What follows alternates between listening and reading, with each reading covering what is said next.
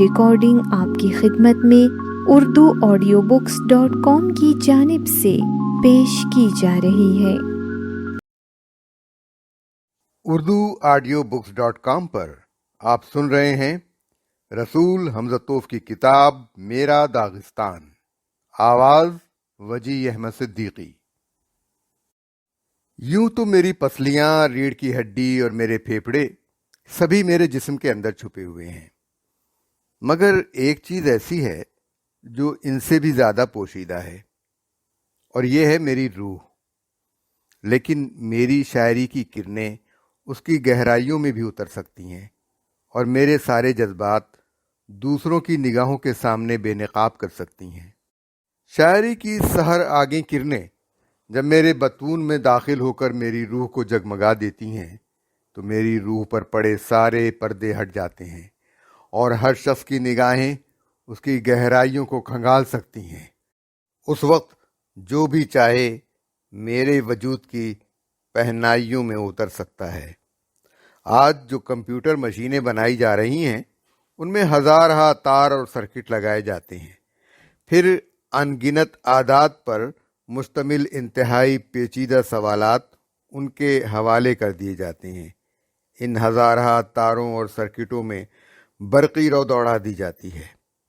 اس طرح کی مشینوں میں جس طرح کا عمل انجام پاتا ہے اس کا احاطہ نہ آنکھیں کر سکتی ہیں اور نہ ذہن، اور پھر نتیجہ سامنے آ جاتا ہے، وہ عدد جس کے حصول اور تجزیے کا کام اس پیچیدہ مشین کو سونپا گیا تھا۔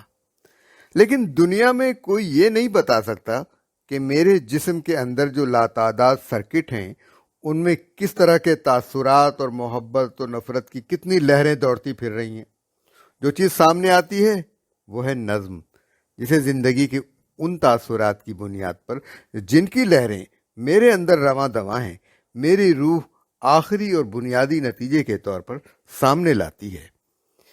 میں دنیا میں بہت گھوما پھرا ہوں، کبھی پیدل اور کبھی گھوڑے پر، کبھی ہوائی جہاز کی آرام دہ سیٹ پر جھپکیاں لیتے ہوئے، کبھی کسی ٹرین کی اوپر والی برتھ پر آرام سے سوتے، اور کبھی کسی تیز رفتار موٹر کار کے ذریعے شاہراہوں سے گزرتے ہوئے۔ مجھے پا پیادہ مسافت طے کرتے ہوئے یا گھوڑے پر سوار سڑک سے گزرتے دیکھ کر ہو سکتا ہے لوگوں نے کہا ہو، ارے یہ تو رسول حمزہ توف ہے، بیچارہ اس وقت کتنی تنہائی محسوس کر رہا ہوگا۔ لیکن میرے ساتھ کبھی ایسا نہیں ہوا جب میں نے خود کو تنہا محسوس کیا ہو، کیونکہ میری بہن شاعری ہمیشہ میرے ساتھ رہی ہے۔ وہ ایک لمحے کے لیے بھی مجھ سے الگ نہیں ہوئی۔ حد یہ ہے کہ کبھی تو نیند کی حالت میں بھی شاعری کرتا ہوں، اپنی پرانی نظمیں دہراتا ہوں یا دوسرے شعراء کی تخلیقات گنگناتا ہوں۔ ایک زمانے میں میرا خیال یہ تھا کہ دنیا میں شاعروں کی تعداد بہت کم ہے، اور شاعروں کو عام لوگوں کے ساتھ اٹھنے بیٹھنے اور زندگی گزارنے میں خاصی دقت محسوس ہوتی ہوگی۔ زندگی میں ہر شخص کی اپنی اپنی دلچسپیاں ہوتی ہیں، بعض ایسی چیزیں ہوتی ہیں جن کے سلسلے میں دوستوں اور پڑوسیوں سے بات چیت کی جا سکتی ہے، مثلا کام، بیوی، اجرت، چھٹی کا دن، گھر، مچھلی کا شکار، سنیما یا بیماری۔ میں سمجھتا تھا کہ بے شک یہ موضوعات تو ایسے ہیں جن پر شعراء دوسروں سے گفتگو کر سکتے ہوں گے، لیکن دنیا کے بارے میں اس کے شاعرانہ تصور پر، اس کی شاعری پر کون گفتگو کر سکتا ہوگا؟ پھر مجھے احساس ہوا کہ ایسا کوئی انسان نہیں جو شاعر نہ ہو۔ ہر شخص کے دل کی گہرائیوں میں ایک شاعر چھپا ہوتا ہے۔ شاعری کسی کو اپنے فیض سے محروم نہیں رکھتی، وہ ہر دروازے پر دستک دیتی ہے، اس دوست کی طرح جو اپنے دوست کے گھر ضرور جاتا ہے۔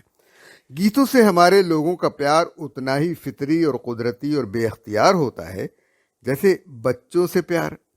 ہاں، ہم سب شاعر ہیں، فرق صرف یہ ہے کہ کچھ لوگ شاعری کر لیتے ہیں کیونکہ انہیں شعر گوئی کا فن آتا ہے، کچھ اس مغالطے میں پڑھ کر شاعری کرتے ہیں کہ وہ شعر گوئی کے فن سے واقف ہیں، اور کچھ لوگ ایسے ہیں جو شعر گوئی کی کوشش ہی نہیں کرتے۔ غالباً یہی لوگ اصلی شاعر ہیں، کون جانے یہی حقیقت ہے۔ ایک زمانہ وہ تھا جب میں شعر نہیں لکھتا تھا، تو کیا میں اس وقت شاعر نہیں تھا؟ کیا میرے دل کی دھڑکنوں میں اتنی تیزی نہ تھی، یا میرے خون میں اتنی گرمی نہ تھی جتنی آج ہے؟ کیا اس وقت خوشی اور غم محسوس کرنے کی صلاحیت اور علم کے لیے میری پیاس آج کے مقابلے میں کم تھی؟ کیا اس وقت میری آنکھوں میں دنیا اتنی خوبصورت نہ تھی جتنی آج ہے؟ کیا اس وقت کالے بادلوں کے درمیان سے نظر آنے والے کسی بڑے نیلگوں ستارے کو دیکھ کر جو کیفیت مجھ پر طاری ہوتی ہے وہ اس وقت نہیں ہوتی تھی؟ کیا میں پہاڑی چشموں کی گنگناہٹ محسوس کرنے اور اس سے لطف لینے کے قابل نہ تھا؟ کیا لقلق کی آواز اور گھوڑے کی ہنہناہٹ کا اس وقت مجھ پر کوئی اثر نہیں ہوتا تھا؟ کیا یہ سچ نہیں کہ جب میں کوئی قدیم گیت سنتا یا اپنے آباء و اجداد کے کارناموں سے متعلق کوئی داستان سنتا تو میری آنکھوں میں آنسو امڈ آتے تھے؟ مجھے یاد ہے کہ لڑکپن میں اپنے ایک پڑوسی کے گھوڑے کو چراگاہ لے جاتا تھا۔ 3 دن تک اس گھوڑے کو چرانے کا معاوضہ صرف یہ تھا کہ وہ پڑوسی مجھے ایک کہانی سنائے گا۔ مجھے یاد ہے کہ میں اس وقت پہاڑوں کے پتھریلے ڈھلوان راستے طے کرتا، چرواہوں تک پہنچتا۔ وہاں تک پہنچنے میں آدھا دن گزر جاتا اور باقی دن واپسی کی نظر ہو جاتا، اور وہاں میں ایک واحد نظم سننے جایا کرتا تھا۔ اون سکول کی ناشپاتیاں، گیمرا کے انگور، بتسرا کا شہد اور آوار گیت اپنی مٹھاس کے لیے مشہور ہیں۔ مجھے یاد ہے کہ ایک دفعہ جب میں اسکول کے دوسرے درجے میں پڑھتا تھا تو اپنے گاؤں صدا سے 20 کلومیٹر دور پر واقع ایک گاؤں بتسرا تک پاپیادہ پہاڑی راستہ طے کر کے گیا تھا، اور اس ساری تگ و دو کا مقصد صرف یہ تھا کہ وہاں ایک معمر بزرگ ابا کے دوست تھے جنہیں لا تعداد پرانے گانے، پرانی نظمیں اور قدیم داستانیں یاد تھیں۔ یہ بزرگ مجھے 4 دن لگاتار صبح سے شام تک گانے اور نظمیں سناتے رہے۔ جہاں تک ممکن تھا میں نے ان کے گانے لکھ لینے کی کوشش کی، اور پھر اپنے تھیلے میں یہ بیش قیمت جواہر پارے لیے ہوئے جب میں گھر لوٹ رہا تھا تو خوشی سے میرے قدم زمین پر نہیں پڑ رہے تھے۔ بتسرا کے سامنے ایک پہاڑ پڑتا ہے۔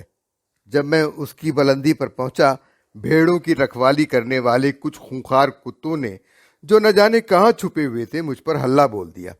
میرے خیال میں درجن بھر تو رہے ہوں گے۔ وہ ہری ہری گھاس سے بجلی کی طرح یوں میری طرف لپکے جیسے کسی بحری جہاز کی طرف پھینکے جانے والے تارپیڈو بڑھتے ہیں۔ میرے سامنے ان کے کھلے ہوئے جبڑے تھے اور مجھے ان کے زرد نکیلے دانت صاف نظر آ رہے تھے۔ بس چند لمحوں کی بات تھی اور اس کے بعد انہوں نے میری دھجیاں اڑا کر رکھ دی ہوتی۔ اتنے میں مجھے کسی چرواہے کی آواز سنائی دی، دم ساتھ کر لیٹ جاؤ۔ اب میں زمین پر تھا، اس طرح ساکت و ساکن جیسے میں واقعی مر چکا ہوں۔ ہلنے جلنے کی تو ہمت ہی نہ تھی، بلکہ میں تو یہ سمجھتا ہوں کہ چند لمحوں کے لیے میری سانس بھی رک گئی ہوگی۔ بس میرا دل تھا جو زمین سے لگا مسلسل دھڑک رہا تھا، اور اس قدر تیز کہ مجھے ڈر لگنے لگا کہ اس کی آواز بھی سنی جا سکتی ہے۔ اب کتے میرے سر پر آ چکے تھے اور یوں لگ رہا تھا جیسے انہیں بڑا اچنبھا ہوا ہو۔ انہوں نے مجھے سونگھا، پھر اس تھیلے کو جس میں گیت اور نظمیں بھری تھیں، پھر انہوں نے ایک دوسرے کو ملامت کے انداز میں دیکھا جیسے ان سے کوئی غلطی ہو گئی ہو، اور پھر دوڑتے ہوئے اپنے مفروضہ شکار کی تلاش میں نکل گئے، اور تھوڑی دیر میں وہ راستے کے ایک موڑ پر نظروں سے اوجھل ہو گئے۔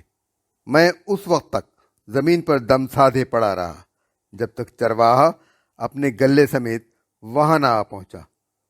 تم کس کے بیٹے ہو؟ اس نے پوچھا۔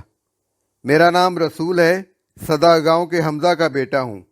میں نے جان بوجھ کر ابا کا نام لیا، اس امید پر کہ یہ جاننے کے بعد کہ میں کس کا بیٹا ہوں وہ اور زیادہ خیال کرے گا اور مجھے نقصان نہ پہنچنے دے گا۔ تو پھر تم اس پہاڑ پر کیسے آ گئے؟ میں کچھ نظمیں جمع کرنے بتسرا گیا تھا، یہ میرے تھیلے میں جمع ہیں۔ چرواہے نے نظمیں تھیلے سے نکالی اور انہیں غور سے دیکھا۔ اچھا، تو تم شاعر بننا چاہتے ہو، اور حال یہ ہے کہ کتوں کو دیکھ کر ڈر گئے۔ تم نے جو راستہ چنا ہے اس راستے پر اس سے کہیں زیادہ خونخوار کتے تم پر حملہ کریں گے۔ وہ تمہاری نظمیں سون کر تمہیں معاف نہیں کر دیں گے۔ تمہیں بھی ڈرنا نہیں چاہیے، کبھی نہیں۔ تمہیں معلوم ہے یہ کون سا پہاڑ ہے؟ یہ وہ پہاڑ ہے جہاں سے حاجی مراد نے چھلانگ لگائی تھی، اور اس وقت جب مسلح سپاہیوں کے پہرے میں انہیں لے جایا جا رہا تھا۔ سپاہی خالی ہاتھ واپس گئے اور حاجی مراد نے اپنی جان بچا لی۔ پہاڑ بھی لوگوں کی حفاظت کرتے ہیں، بشرط یہ کہ وہ ان کے گھر ہوں۔ میں سوچا کرتا تھا کہ شاعرانہ جوش و خروش جو مجھ پر طاری ہے، وہ بے قراری جو میری روح میں ڈیرا جمائے ہوئے ہے، وہ محبت جو میرے دل میں گھر کر چکی ہے، اور یہ جو میرا دوران خون ہے، یہ سب وقتی چیزیں ہیں اور جلد ہی ان کا زور ختم ہو جائے گا۔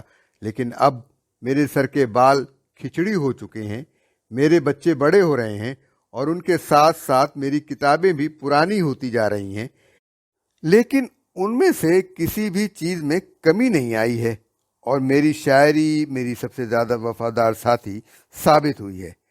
اب میں کچھ باتیں اس وفادار ساتھی سے کرنا چاہتا ہوں۔ شاعری زندگی کا کوئی ایسا لمحہ نہیں رہا، اور دنیا میں سیر و سیاحت کے دوران کوئی ایسی گھڑی نہیں آئی جب تو نے میرا ساتھ چھوڑا ہو، اور آج جب میں نثر کے ٹھاٹے مارتے سمندر کی وسعتوں کی طرف چلا ہوں، اور اس وقت بھی تو میرے ساتھ رہے گی۔ میں جانتا ہوں کہ کسی کہانی کو قافیہ اور ردیف کے شعری آہنگ میں مقید کرنا ایک بے معنی سی کوشش ہے۔ اگر یہ کوشش کی جائے تو جو نتیجہ نکلے گا وہ یہ ہوگا کہ بہترین کہانی معمولی نظم کے سانچے میں قید ہو جائے گی، لیکن شاعری کسی کہانی میں اسی طرح جان بھی ڈال سکتی ہے جیسے کھانے میں نمک ڈالنے سے جان پڑ جاتی ہے۔ ہاں، میری زندگی میں شاعری کو وہی حیثیت حاصل ہے جو کھانے میں نمک کو حاصل ہے۔ اس کے بغیر میری زندگی بے کیف اور پھیکی ہوتی۔ ہمارے پہاڑی علاقوں میں جب کسی مہمان کی دعوت کی جاتی ہے تو کھانے کی میز پر نمکدان رکھنا کوئی نہیں بھولتا۔ نثر فاصلے تو دور دراز کے طے کر سکتی ہے، لیکن شاعری کی پرواز بلند تر ہوتی ہے۔ نثر ایک ہوائی جہاز کی مانند ہے جو آسانی کے ساتھ کرۂ ارض کا چکر لگا سکتا ہے، جبکہ شاعری ایک لڑاکو پیچھا کرنے والے طیارے جیسی ہے جو نیلگوں آسمان پر ابھرتے ہی پل جھپکتے نثر کے دوش بدوش پہنچ جاتا ہے، چاہے نثر کا طیارہ کتنی ہی بلندی پر پرواز کیوں نہ کر رہا ہو۔ میں یہ چاہتا ہوں کہ اپنی کتاب میں مختلف حیتوں اور اصناف کو ایک دوسرے میں ضم کر دوں اور اسے آوارستان کی سرحدوں سے باہر بھیجوں، اور ایسا کیوں نہ کیا جائے؟ آخر ہماری شاعری ان قارئین کے دل میں گھر کر چکی ہے جو داغستان کی سرحدوں سے بہت دور رہتے ہیں۔ ہماری بعض کہانیوں کو بھی باہر جانے کی اجازت مل چکی ہے، البتہ ہمارا ڈرامہ ابھی تک باہر نہیں جا سکا ہے۔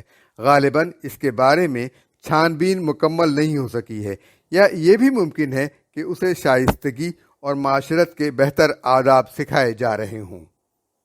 اگر میں نے ڈرامہ لکھنے کا فیصلہ کیا تو اس کے مناظر اور اس کے واقعات پورے داغستان سے متعلق ہوں گے، اس کے دیہاتوں اور اس کے شہروں سے متعلق ہوں گے، دنیا کے تمام ملکوں سے متعلق ہوں گے، اور یہی نہیں بلکہ پوری دنیا ان میں سمٹ آئے گی۔ اسٹیج پر نظر آنے والے مناظر میں پہاڑ بھی ہوں گے، نیلا آسمان بھی، تیز رو دریا بھی، اور سمندر بھی، اور خشکی بھی۔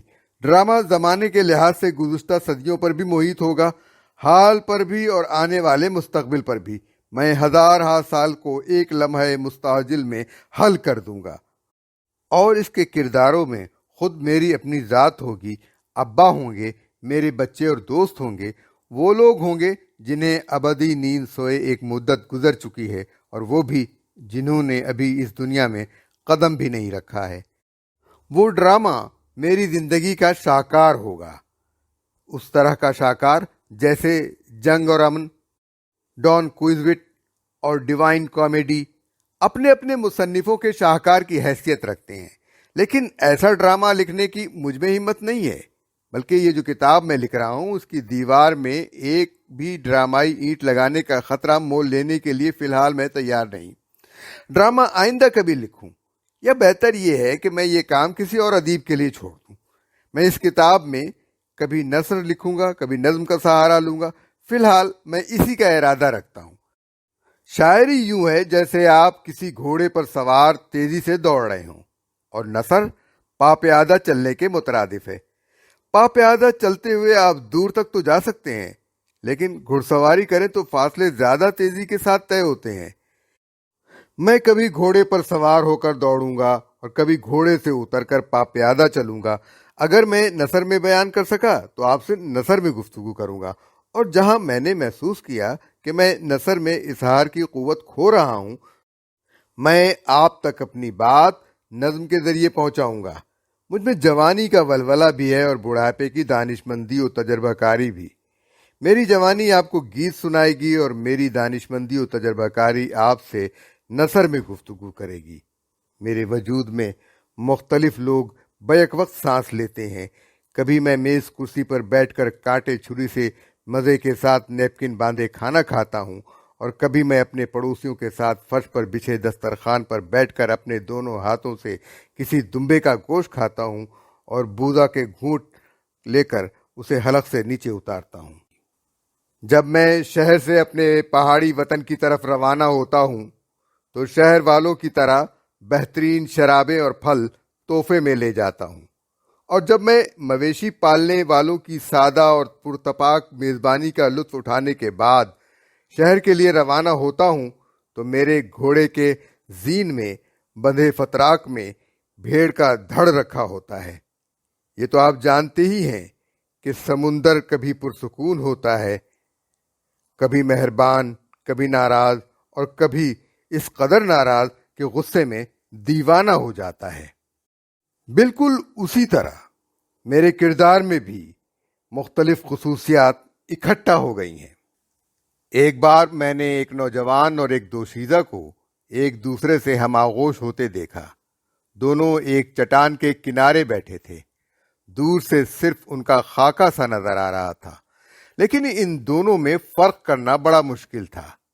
وہ ایک دوسرے سے اس طرح لپٹے ہوئے تھے اور اس طرح ہم آغوش تھے کہ یوں لگتا تھا جیسے دو قالب ایک ہو گئے ہوں۔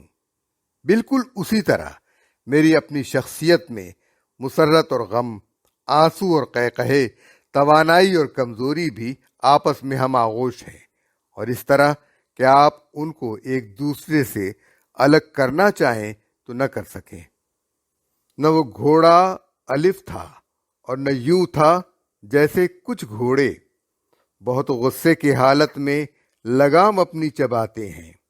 بس اس کے دانت باہر سے نظر آتے تھے جو موتی، اور اس کا سر جھکا تھا جیسے انسان سر جھکاتے ہیں۔ زمیں کو چھو رہے تھے بال لمبے اس کی گردن کے، چمکتا رنگ سرخ اس کا تھا گویا ایک شعلہ ہو۔ پڑی میری نظر اس پر تو کچھ ایسا لگا مجھ کو، یہ گھوڑا ہنس رہا ہے جیسے ایک انسان ہنستا ہو۔ عجب تصویر تھی یہ، کون حیرانی سے بچ پاتا، مگر میں نے یہ سوچا آؤ کچھ نزدیک سے دیکھیں۔ وہ گھوڑا رو رہا تھا اس طرح جیسے کہ ہم انسان جھکا کر سر غم و آلام میں رونے کے عادی ہیں۔ بڑی افسردہ اور بادام سی گھوڑے کی آنکھوں سے رواں تھا ایک سیل اشک قطروں کی صورت میں۔ عزیزو مجھ کو بھی ہنستے ہوئے پاؤ تو پاسانا، ہنسی ہے یا کہ رونا دیکھ لینا ایسی صورت میں۔ میری نوٹ بک سے، پہاڑی علاقے میں ایک گاؤں ہے سیوخ۔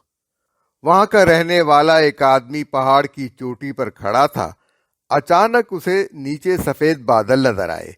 اس نے سوچا یہ بادل نہیں سفید اون جمع ہے، اور یہ سوچتے ہی اس نے اون جمع کرنے کے لیے چھلانگ لگا دی۔